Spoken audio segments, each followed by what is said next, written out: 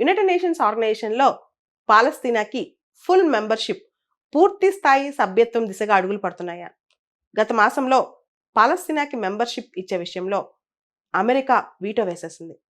జనరల్గా సెక్యూరిటీ కౌన్సిల్లో ఏదైనా కంట్రీ వీటో వేస్తే 5 మెంబర్స్లో ఆటోమేటిక్గా ఆ మెంబర్షిప్ అనేది ఏ కంట్రీ కూడా ఫుల్ మెంబర్షిప్ రాదనమాట.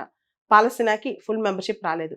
అయితే ఇప్పుడు యునైటెడ్ నేషన్స్ జనరల్ అసెంబ్లీ ఐక్యరాజ్య సమితి యొక్క సాధారణ సభలో దీనికి సంబంధించి ఒక ఓటింగ్ జరిగింది. ఒక తీర్మానం పెట్టారు, దానికి ఓటింగ్ జరిగిందనమాట.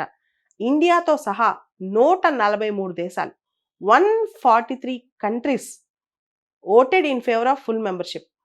ఐక్యరాజ్య సమితిలో పాలస్తీనాకి ఫుల్ మెంబర్షిప్ ఇవ్వాలని ఓట్ చేశాయి. కానీ యుఎన్ జనరల్ అసెంబ్లీకి, ఐక్యరాజ్య సమితి జనరల్ అసెంబ్లీకి ఈ పవర్ లేదు. సెక్యూరిటీ కౌన్సిల్ ఒప్పుకోవాలి. అయితే సెక్యూరిటీ కౌన్సిల్ ఒప్పుకోవట్లేదు. కారణం అమెరికా ఒప్పుకోవట్లేదు కాబట్టి.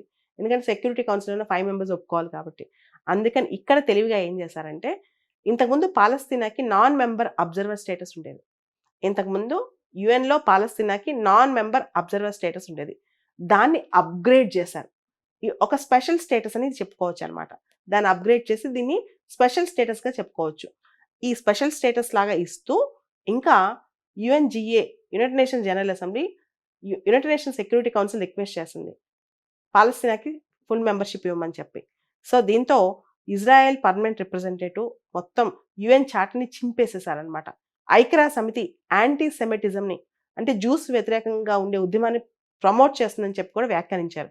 అమెరికాతో సహా చాలా దేశాలు ఈ తీర్మానానికి వ్యతిరేకంగా ఓటేసినప్పటికీ 143 దేశాలు సపోర్ట్ చేస్తూ ఓటేసినందుకు గాను యునైటెడ్ నేషన్స్ జనరల్ అసెంబ్లీలో ఇప్పుడు పాలస్తీనా స్టేటస్ పెరిగింది, అప్గ్రేడ్ అయిపోయింది అనమాట. భారతదేశం కూడా పాలస్తీనాకి ఐక్యరాజ్య సమితిలో ఫుల్ మెంబర్షిప్ ఇచ్చే దిశగా ఫేవరబుల్గా ఓటేసింది. ఈ విషయంలో ఇండియా ఇజ్రాయెల్ రిలేషన్స్లో ఇది కొత్త పాయింట్ అవుతుంది, కొత్త కన్సర్న్ కూడా అవుతుంది ఇజ్రాయెల్కి. ఐక్యరాజ్య సమితిలో ఇప్పటికే పాలస్తీనాకి నాన్ మెంబర్ అబ్జర్వర్ స్టేటస్ ఉంది. అంటే సెషన్స్కి అటెండ్ అవ్వచ్చు, జనరల్ అసెంబ్లీలో వర్క్ చేయొచ్చు, అబ్జర్వర్ మిషన్స్ని ఐక్యరాజ్య సమితి హెడ్ క్వార్టర్స్లో పెట్టుకోవచ్చు అనమాట. ఇప్పుడు ఈ కొత్త తీర్మానం ద్వారా నాన్ మెంబర్ అబ్జర్వర్ నుంచి కాస్త స్టేటస్ అప్గ్రేడ్ అయింది కదా, అంటే ఫుల్ మెంబర్షిప్ కన్నా కొంచెం తక్కువ అని అర్థం. యుఎన్ జనరల్ అసెంబ్లీలో ఆల్ఫాబెటికల్ ఆర్డర్లో మెంబర్స్తో పాటు కూర్చునే అవకాశం లభిస్తుంది ఇప్పుడు పాలస్తీనాకి. కొత్త కొత్త ప్రపోజల్స్ కో స్పాన్సర్ చేసే అవకాశం కూడా పాలస్తీనాకి ఇప్పుడు లభిస్తుంది.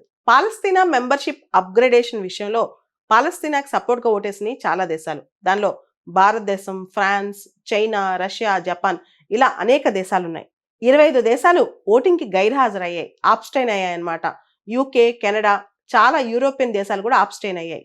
అమెరికా, ఇజ్రాయెల్తో సహా 9 దేశాలు ఈ ఐక్యరాజ్య సమితిలో పాలస్తీనా మెంబర్షిప్ అనే తీర్మానానికి వ్యతిరేకంగా ఓటేశాయి. సో లాస్ట్ ఇయర్ సెక్యూరిటీ కౌన్సిల్కి సంబంధించి పాలస్తీనా ఫుల్ మెంబర్షిప్ అంశంలో అమెరికా వ్యతిరేకంగా ఓటేసినప్పటికీ ఇప్పుడు యుఎన్ జనరల్ అసెంబ్లీలో మనం గమనిస్తే కనుక 143 దేశాలు సపోర్ట్గా ఓటేశాయి. ఖచ్చితంగా ప్రపంచంలో మెజారిటీ సపోర్ట్ పాలస్తీనాకు ఉన్నట్లే లెక్క. సో ఈ ఓటింగ్ అంతా కూడా ఇప్పుడు మనం చూస్తుంటే గత 7 మాసాలుగా ఇజ్రాయెల్ హమాస్ మధ్య జరిగిన యుద్ధం, గాజా పైన ఇజ్రాయెల్ చేసిన దాడి, ఇదంతా కూడా గమనిస్తూ ప్రపంచం వేసిన ఓటింగ్ అని మనం అర్థం చేసుకోవచ్చు.